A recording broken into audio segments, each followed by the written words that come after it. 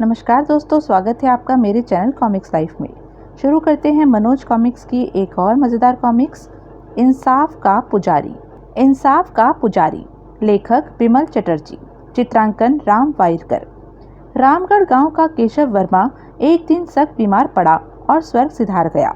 उसके 3 बेटों में से बड़े विजय वर्मा और अजय वर्मा विवाहित थे, जबकि उसका छोटा बेटा जय वर्मा अभी अविवाहित था।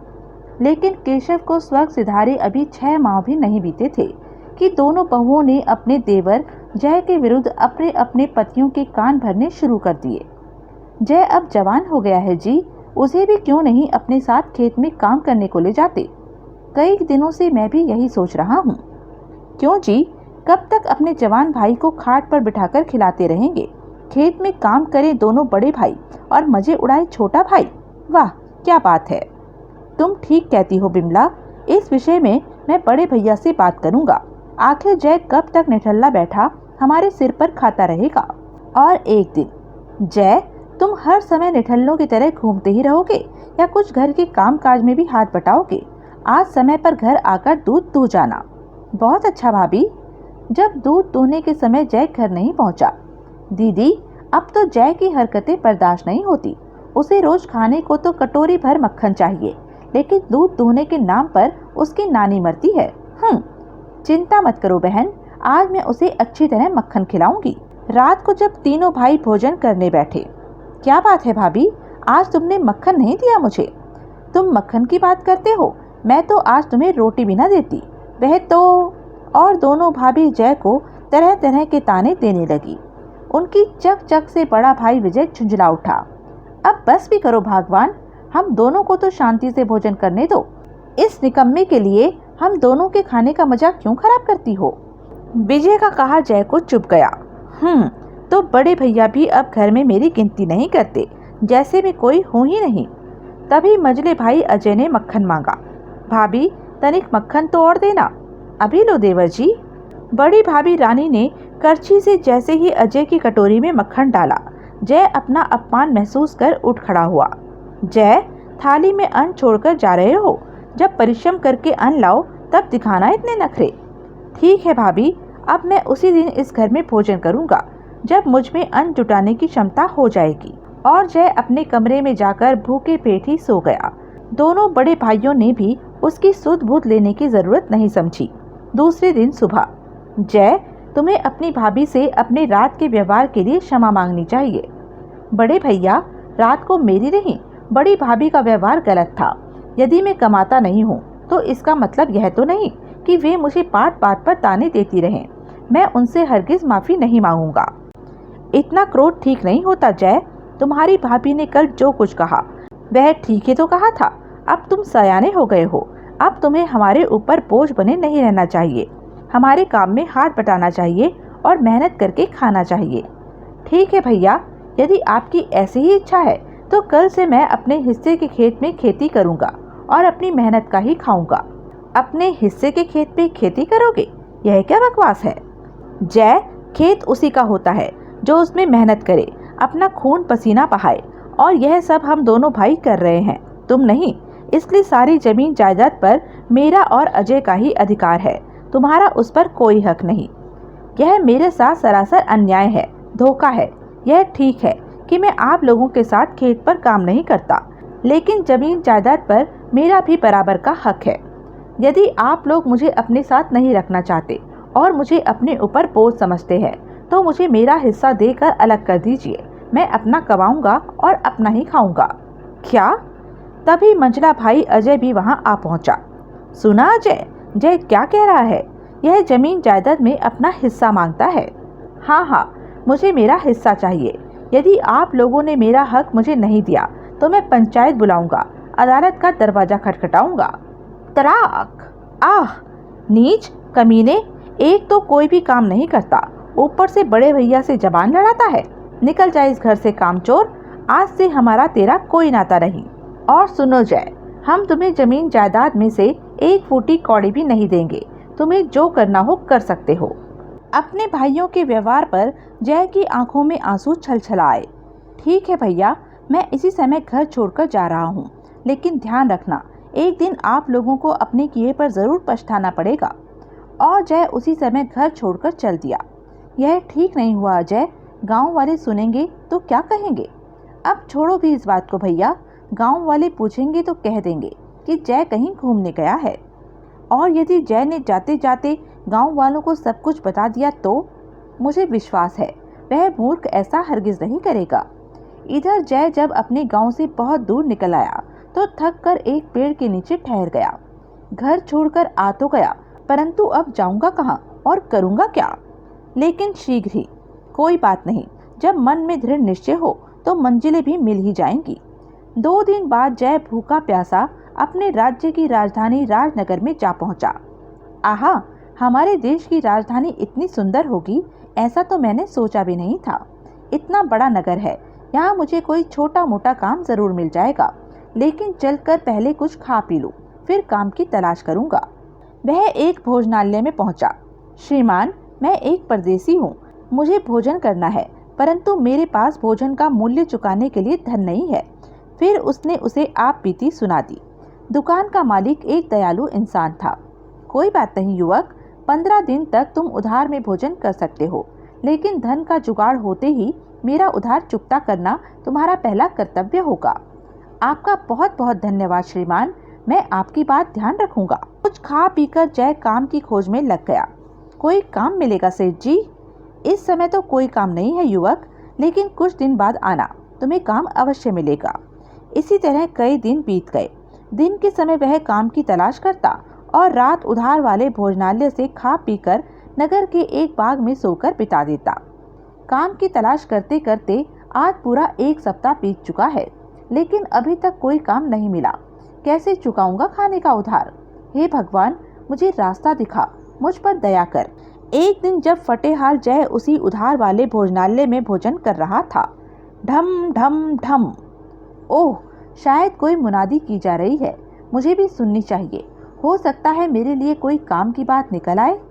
और जय उठकर वहां पहुंच गया।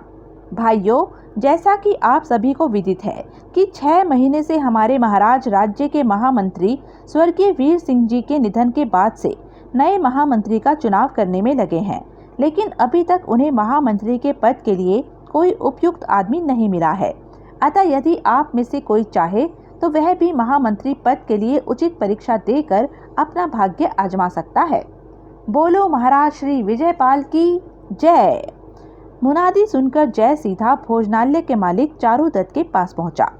काका, मेरी इच्छा है कि मैं भी महामंत्री पद के चुनाव में अपना भाग्य आजमा कर देखूं। क्या आप मेरी कुछ मदद करेंगे? अरे लड़के, कहीं तुम्हारा दिमाग तो खराब नहीं हो गया है? अरे भाई, देश के जाने माने बड़े बड़े ज्ञानी पंडित इस चुनाव में अयोग्य साबित हो चुके हैं, फिर भला तुम फटेहाल क्या योग्य साबित होंगे? मेरी मानो तो इस विचार को अपने मन से निकाल दो और किसी अन्य काम की तलाश में जुटे रहो। देखना, एक दिन तुम्हें अच्छा काम जरूर मिलेगा। लेकिन काका, कोशिश कर देखने में हर्जी क्या है? ठीक है बाबा, जब तुम नहीं मानते तो जाओ और कोशिश कर देखो। परंतु एक अड़चन है काका। वह क्या? मेरे पास ढंग के कपड़े नहीं हैं। चलो, इस अड़चन को मैं हल कर दूंगा। भोजनालय के मालिक ने एक ही दिन में एक सुंदर कुर्ता पजामा जय के लिए बनवा दिया। वाह, इस कुर्ते पजामे में तो तुम बिल्कुल खानदानी राजपूत जैसे लगते हो। मुझे आशीर्वाद दीजिए काका कि मैं इस इम्तिहान में सफल हूँ। अरे अरे, बस बस, रहने दो जय। न जाने तुमने मुझ पर ऐसा क्या जादू कर दिया है कि मैं आजकल हर समय तुम्हारे ही विषय में सोचता रहता हूँ। अच्छा, अब जाओ, भगवान तुम्हें सफलता प्रदान करे। बूढ़े दुकानदार चारुदत्त से आशीर्वाद लेकर जय राजमहल की ओर चल पड़ा। जब वह राजमहल पहुंचा तो वहां उसे पहले से ही महामंत्री पद के लिए एक लंबी कतार लगी दिखाई दी।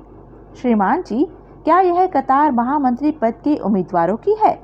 हाँ, यदि तुम भी इसी पद के लिए आए हो तो सबसे पीछे जाकर खड़े हो जाओ। और जय कतार में सबसे पीछे जाकर चुपचाप खड़ा हो गया। थोड़ी ही देर बाद महल के भीतर से सूचना आई। द्वारपाल जी, श्री महाराज का आदेश है कि सभी मान्य उम्मीदवारों को दरबार में प्रस्तुत किया जाए। ठीक है, आप सभी इनके साथ जाइए। सभी उम्मीदवार राज कर्मचारी के पीछे पीछे चल पड़े। कर्मचारी ने उन्हें महल के भीतर एक कक्ष में ले जाकर बिठा दिया। अब आप सब एक एक करके उस मार्ग से होकर दरबार में महाराज से मिलने जाएं।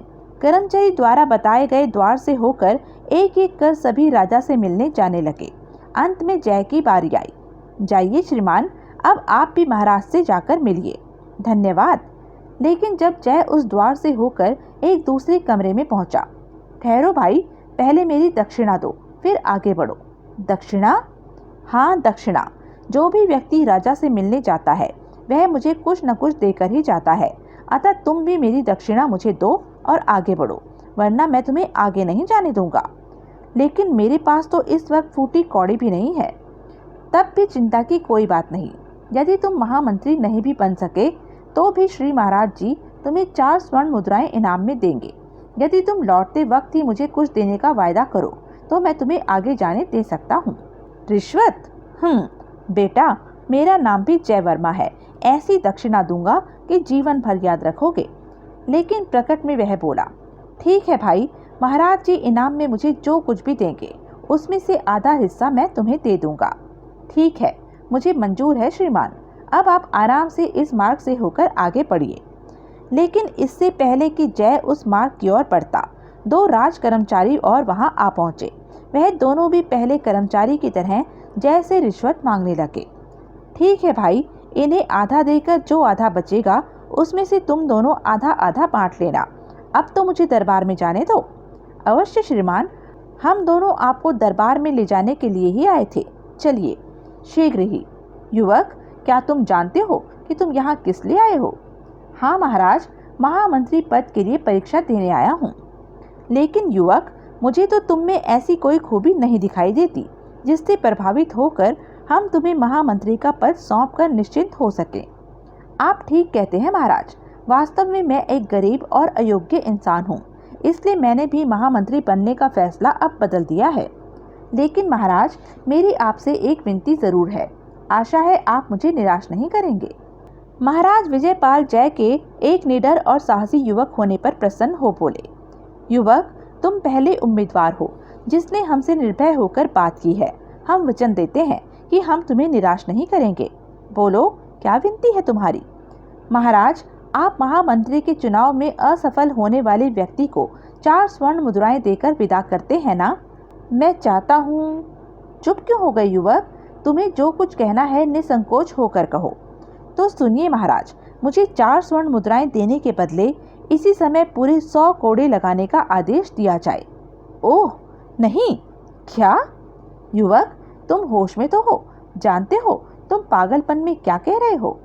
मैं पूरी तरह होश में हूँ महाराज, और जो कुछ भी कह रहा हूँ बिल्कुल सोच समझकर कह रहा हूँ। कृपया आप अपना वचन निभाइए और मुझे 100 कोड़े मारे जाने का आदेश दीजिए। जय की दृढ़ता भरी बात सुनकर राजा दुविधा में पड़ गया, लेकिन फिर कुछ सोचकर उसने दरबार में ही बैठे सेनापति कदम सेन को आदेश दिया। सेनापति जी, आप स्वयं अपने हाथों से इस युवक को 100 कोड़े लगाइए। जो आज्ञा महाराज। सेनापति कदम सेन के आदेश पर एक सिपाही कोड़ा ले आया। उफ, कितनी विचित्र सजा देनी पड़ेगी आज मुझे। चलो युवक, 100 कोड़े खाने के लिए तैयार हो जाओ। ठहरिए सेनापति जी। अब क्या हुआ युवक? महाराज, आपका धन्यवाद कि आपने मेहरबानी करके मेरी विनती मान ली। परंतु क्या युवक? महाराज, कोड़े खाने से पहले मैं महल के उन 3 राज कर्मचारियों से मिलना चाहता हूँ जिनके जरिए मैं राज दरबार तक पहुँचा हूँ, ताकि वे भी मुझे मिलने वाले इनाम को अपनी आंखों से देख सकें और ईमानदारी से अपना हिस्सा भी प्राप्त कर सकें। हम कुछ समझे नहीं युवक। पहले आप उन्हें बुलवा लीजिए महाराज, फिर मैं आपको सारी बात भी समझा दूंगा। ठीक है। सैनिकों, जाओ और उन 3 राज कर्मचारियों को इसी समय हमारे सामने पेश करो। जो आज्ञा महाराज। और जब सैनिक उन 3 राज कर्मचारियों को लेकर दरबार में हाजिर हुए, तब तक जय महाराज को उनकी सारी करतूतें बता चुका था। महाराज, यही हैं वे 3 नेक महाशय जिनकी कृपा से मैं आप तक पहुंच सका। कृपया वह इनाम मुझे न देकर इन तीनों में बांट दे। एक को आधा और बाकी दोनों को शेष आधे में से आधा आधा। मैंने इनसे यही वायदा किया था। सैनिकों, इनमें से पहले कर्मचारी को 50 कोड़े और बाकी दोनों को 25-25 कोड़े इनाम में दे दो। तभी वहां बैठे राजगुरु अपने सिंहासन से उठ खड़े हुए। ठहरो राजन। ओह, क्या बात है गुरुदेव। राजगुरु महाराज के पास आकर उनके कान में कुछ फुसफुसाए, जिसे सुनकर महाराज चौंक उठे। क्या?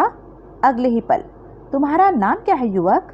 मुझे जय वर्मा कहते हैं महाराज। गुरुदेव, इनका नाम जय वर्मा है, आप घोषणा करें। ठीक है राजन। राजगुरु ने घोषणा की। बड़े ही हर्ष के साथ दरबार में उपस्थित सभी जनों को सूचित किया जाता है कि जय वर्मा महामंत्री पद के लिए उपयुक्त उम्मीदवार साबित हुए हैं, अतः उन्हें आज से राज्य का महामंत्री नियुक्त किया जाता है। अरे ओह नहीं, आप लोगों को आश्चर्य हो रहा होगा कि हमने ऐसा निर्णय क्यों लिया। सुनिए, मैं आप लोगों को बताता हूँ। दरअसल ये तीनों कर्मचारी और कोई नहीं, राज्य के 3 मंत्री हैं, जिन्हें स्वयं मैंने महामंत्री पद के लिए आने वाले हर उम्मीदवार की प्रथम परीक्षा के लिए नियुक्त किया था। 6 महीने से आने वाले हर व्यक्ति से इन तीनों मंत्रियों ने रिश्वत मांगी और सभी ने, जिनमें कई महामंत्री बनने योग्य भी थे, रिश्वत दी और रिश्वत देकर हमारी परीक्षा में असफल हो गए। जय वर्मा प्रथम व्यक्ति है जिसने महल के भीतर व्याप्त इसे भ्रष्टाचार समझा और इन्हें भ्रष्टाचारी समझकर इनका भांडा फोड़ने का साहस किया। जो व्यक्ति महल में व्याप्त भ्रष्टाचार पर नजर नहीं रख सकते, वे भला महामंत्री बनने पर राज्य के भीतर फैले भ्रष्टाचार पर नजर कैसे रख सकते थे। लेकिन जय वर्मा इस परीक्षा में बिल्कुल सफल निकले, अतः मैं उनसे आग्रह करता हूँ कि वह महामंत्री के आसन पर विराजे। असलियत जानते ही दरबार में बैठे वे सभी उम्मीदवार जिन्होंने रिश्वत दी थी, मन ही मन पछताने लगे, जबकि जय वर्मा को एक तलवार देकर सम्मानित किया गया। वाह रे भाग्य, तेरा भी जवाब नहीं। दीजिए महामंत्री जी, महाराज की ओर से यह तलवार आपको अपने कर्तव्य पालन के लिए दी जाती है। तलवार ग्रहण करने के पश्चात आदरणीय राजगुरु जी, श्री महाराज जी और दरबार में उपस्थित सभी सज्जनों, मैं आप सभी को विश्वास दिलाता हूँ कि मैं महामंत्री पद को अपने जीवित रहते कभी कलंकित नहीं होने दूंगा और अपने कर्तव्य का पालन करने के लिए मुझे अपनी जान की बाजी भी लगानी पड़ी तो कदापि पीछे नहीं हटूंगा। महामंत्री जय वर्मा की जय हो। और महामंत्री जय वर्मा की सूझबूझ से राजनगर एक ही वर्ष में ही अविश्वसनीय ढंग से उन्नति के चरम शिखर पर पहुंच गया। जय वर्मा ने सेनापति कदम सेन से सलाह मशवरा करके सैन्य शक्ति भी बढ़ा ली। लेकिन एक दिन जब राजनगर का एक गुप्तचर यह संदेश लेकर आया कि जल्दी ही पड़ोसी देश मेघातपुर का राजा उनके देश पर भयानक आक्रमण करने वाला है, तो राजा विजयपाल चिंतित हो उठे। अब क्या होगा महामंत्री जी? आप नाहक ही चिंतित हो रहे हैं महाराज, हमें दुश्मनों से डरने की जरा भी जरूरत नहीं। महामंत्री जी, आप शायद नहीं जानते कि मेघातपुर कितना शक्तिशाली देश है। उनकी सैन्य शक्ति हमारे से बहुत अधिक है। हमारे मुट्ठी भर सैनिक उनका चंद घड़ी भी मुकाबला नहीं कर पाएंगे। सेनापति जी, कृपया आप महाराज को हमारी सैन्य शक्ति के बारे में बताइए। महाराज, हमारी सैन्य शक्ति इस 1 वर्ष में पहले से 20 गुना अधिक हो गई है और अब हमारी स्थिति यह है कि मेघातपुर हमें नहीं बल्कि हम मेघातपुर को आसानी से जीत सकते हैं। क्या सच? हाँ महाराज, यह सच है। तब तो हमें मेघातपुर को हमला करने का मौका ही नहीं देना चाहिए। आपकी क्या राय है महामंत्री जी? आपका विचार ठीक है महाराज। इससे पहले कि दुश्मन हमारी सीमा में घुसे, हमें उनके देश में घुसकर उन पर टूट पड़ना चाहिए, ताकि हमारे देश पर युद्ध के भयंकर परिणामों की कोई आंच न आए। तो ठीक है सेनापति जी, आप कल सांझ तक युद्ध की पूरी तैयारियां कर दीजिए। हम कल रात ही मेघातपुर पर आक्रमण करेंगे। जो आज्ञा महाराज। और अगले ही दिन रात के समय राजा विजयपाल सिंह ने सेनापति और जय वर्मा के साथ एक विशाल सेना लेकर एकाएक ही मेघातपुर पर आक्रमण कर दिया। आह, उफ, हाय। 2 दिन के घमासान युद्ध के पश्चात मेघातपुर का राजा सोमदत्त जय वर्मा के काबू में आ गया। रहम महामंत्री जय वर्मा, रहम। शत्रु पर रहम करके राजा पृथ्वीराज को एक दिन धोखा ही खाना पड़ा था मेघातराज, लेकिन मैं ऐसी मूर्खता नहीं करूंगा। और आई, अपने राजा के मरते ही मेघातपुर सेना ने आत्मसमर्पण कर दिया। फिर राज परिवार व तमाम मंत्री गणों को कैद करके बंदी गृह में डालने के बाद, सेनापति जी, मेघातपुर तो हमने जीत लिया, परंतु इतने बड़े राज्य का शासन हम कैसे संभाल पाएंगे? महाराज, महामंत्री जय वर्मा के रहते आपको चिंता करने की कोई जरूरत नहीं। वाह, आपने भी खूब राह दिखाई सेनापति जी। यहाँ का शासन संभालने के लिए जय से बढ़कर उपयुक्त व्यक्ति हमें और कौन मिलेगा? हम इसी समय यहाँ का शासन महामंत्री जय के सुपुर्द करते हैं। क्यों जय, तुम्हें तो इसमें कोई ऐतराज नहीं? मैं इस लायक तो नहीं महाराज, लेकिन फिर भी जैसी आपकी आज्ञा। जय वर्मा महामंत्री बनने के बाद राजगुरु के साथ रहते हुए राजनीति में बहुत प्रवीण हो चुका था। अतः शासन संभालने के कुछ ही दिनों बाद चतुर जय वर्मा ने राजा विजयपाल को राजनगर वापस भेज दिया। महामंत्री जी, मैं समझा नहीं कि आपने महाराज को यहाँ से राजनगर जाने की सलाह क्यों दी? महाराज दयालु है सेनापति जी। बंदियों को सजा देना, और वह भी राजबंदियों को, शायद वे ऐसा नहीं कर पाते। यदि वे यहाँ होते तो जरूर दया करके एक आध शत्रु को क्षमा कर देते, जबकि अब मैं शत्रुओं को जड़ से समाप्त कर दूंगा। आप धन्य हैं महामंत्री जी। लगता है राजनीति में आप राजगुरु जी को भी पीछे छोड़ चुके हैं। मेरी ओर से आप बिल्कुल स्वतंत्र हैं।